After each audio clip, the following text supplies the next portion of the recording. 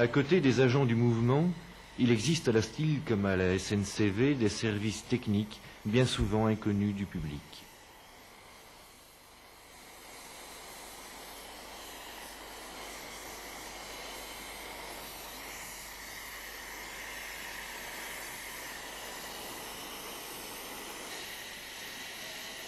Je suis en train de faire la réparation et la révision du moteur et au remplacement des pièces abîmées. Et faire la mise au point en même temps. Déjà un travail conséquent. Il y a longtemps que vous travaillez ici à l'atelier de Sainte-Foy? 33 ans. Vous êtes un des plus anciens alors? Oui. Dans les plus anciens, oui. Il n'y en a plus tellement.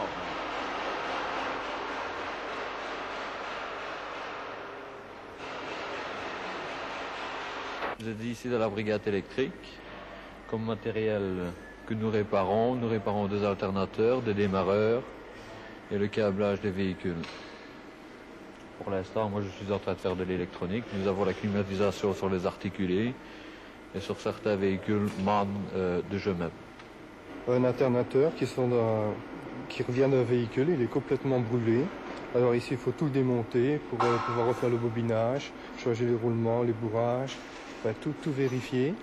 Et de là, remonter tout et les repasser au banc pour pouvoir le remettre en service, quoi.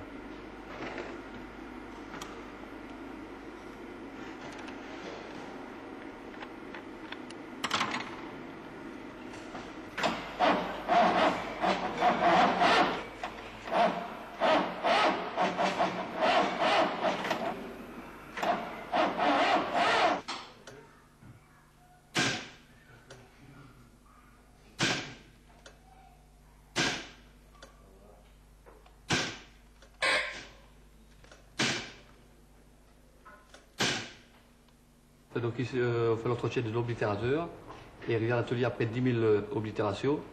Alors on passe dans une machine pour le nettoyer, puis on passe sur le VSC, on le démonte sur l'établi, on le démonte, on nettoie les contacts, on fait le graissage, on le remonte, on le règle, et puis après on essaie l'appareil, s'il va bien, puis il repart dans le dépôt.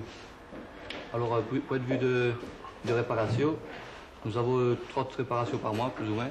25 qui est insignifiante et 5 petites réparations. Quoi. Par exemple, le confetti qui éclate le mécanisme ou les bêtises.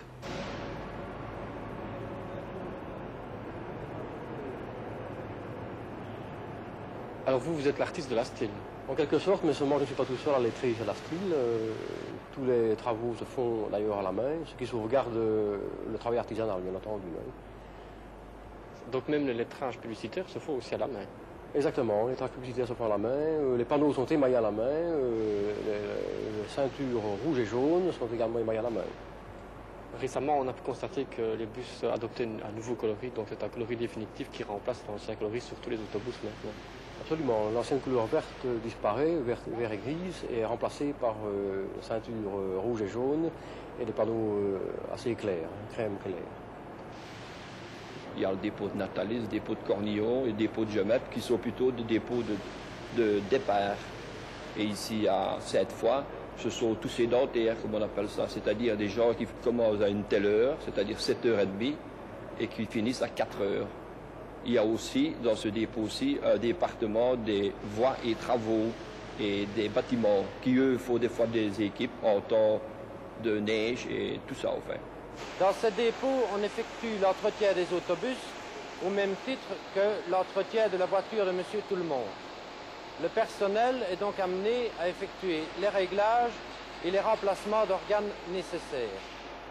Ici, à l'atelier, on effectue toutes les interventions, depuis la plus petite jusqu'à la plus grosse, en passant par la révision complète des autobus et sans oublier tous les travaux de tôlerie et de carrosserie. Seule la révision des moteurs et des boîtes de vitesse n'est pas effectuée par le personnel du groupe de Liège. En effet, ces travaux sont réalisés dans d'autres ateliers de notre société. Par contre, ici, nous révisons les directions et les régleurs de frein automatiques de tous les autobus.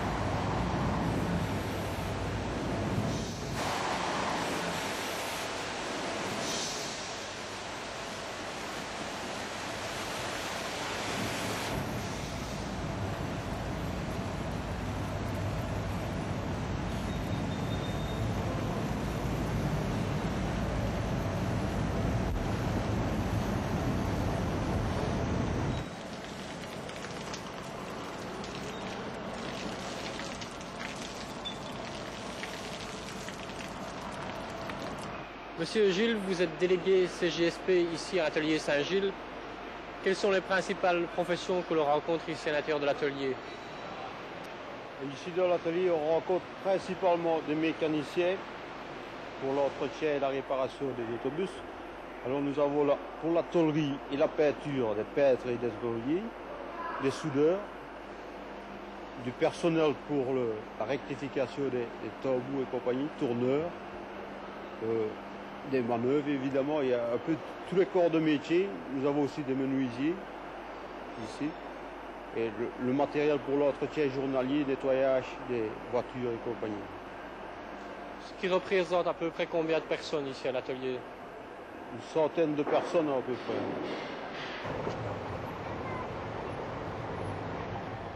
Enfin, il y a les voyageurs, ceux qui quotidiennement ou occasionnellement utilisent ces transports en commun.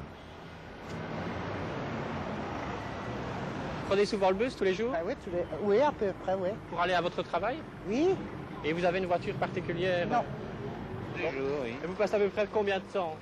Oh, ça demande énormément de temps. Pourquoi? Question les heures de pointe.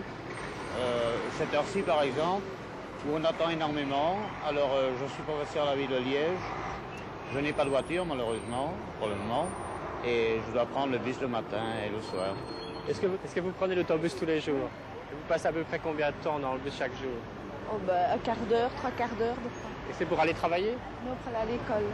À quel titre est-ce que les syndicats peuvent être concernés, notamment la CSC, par ce problème des transports en commun?